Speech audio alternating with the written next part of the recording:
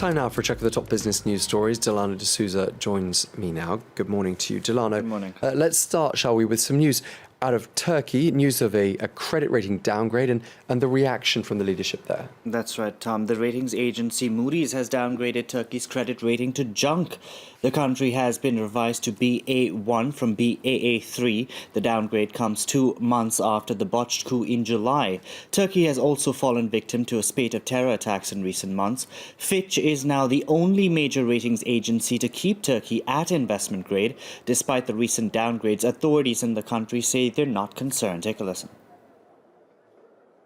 Bu değerlendirmelerin çok da We don't believe that these assessments are highly impartial. tarafsız olduğunu düşünmüyoruz. Burada bir takım yönlendirmelerin We see there are clear attempts to create a certain perception of the Turkish economy. durma gayretlerinin olduğunu açıkça görüyoruz.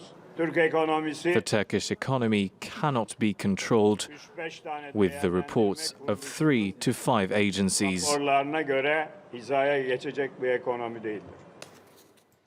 Okay, so that was the Turkish Prime Minister reacting there to that news, which, you know, given the circumstances of recent weeks, I suppose doesn't come as a massive surprise.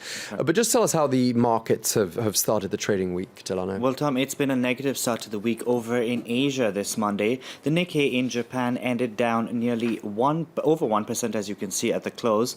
Investors keeping their eye out on an informal OPEC meeting which is getting underway in Algiers. According to reports, Saudi Arabia says it's willing to freeze oil output if regional rival Iran is willing to do the same.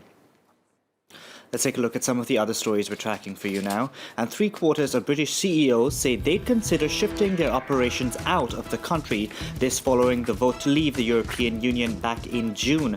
100 business leaders were surveyed between July and August by accounting firm KPMG. And while a majority say they're confident the UK's economy will continue to grow, many among them are plotting an exit. Cuts are on the cards at Goldman Sachs in Asia. The bank says 30% of its 300 investment banking jobs will be slashed. The cuts are likely to take place in Hong Kong, Singapore and China. In July, Goldman announced a cost-cutting plan to save $700 million a year. This in response to a challenging backdrop from revenue. And Snapchat says it's changing its name to Snap Inc. The change comes as the company introduces video recording glasses. They will be able to record 10 seconds of video at a time and will set users back $130. Snap Inc. has aptly called the new glasses spectacles. Next, for all you wine lovers out there, the wine harvest has kicked off here in France. A dry summer has meant some growers are anticipating a quality product, but some, like those in Chablis, are forced to deal with the effects of a lousy spring. Martin Pollard has more. This year's harvest will bring no bumper crop for Jean-Christophe. Bad weather in the spring has put paid to that. L'orage de grêle donc est arrivé. There was a hailstorm. 2 kilometers of hail the size of a ping-pong ball, so needless to say, it destroyed everything. The cloud was 2 kilometers wide and 60 kilometers long, so the Saint-Brie vineyard has almost been completely destroyed. Saint-Brie a été quasiment totalement détruit. Nationally, production is set to drop by 10%. But it is worse in Burgundy, Champagne and the Loire Valley, who will have one of their smallest harvests in decades. In Chablis, Burgundy, it's set to be 50% lower than average. So here we are a few days from the harvest. The vine that we see here has little or no grapes, or second-generation grapes that will reach maturity. But Bordeaux, Alsace and Beaujolais managed to avoid most of the worst weather.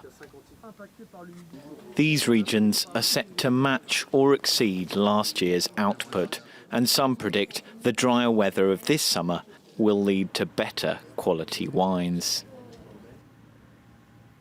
And finally, for 90 minutes on Monday night, nearly 100 million Americans are expected to pause and watch the first head-to-head encounter between Hillary Clinton and Donald Trump. That's bordering on Super Bowl territory now and is near the finales of hit shows Cheers and MASH. And while there will be no commercial breaks aired during the debate, advertisers have been keen to cash in. Millions of dollars of ads have been sold before and after the debate. And Tom, they have some campaign themes, which I'll tell you about later on. That's an awful lot of people tuning, isn't it? 100 million, 100 million. people. It's like a Super Bowl match. Indeed. Well, it will be a match of sorts, a political one, though. Thank you very much indeed. Delano D'Souza there with a look at the business news.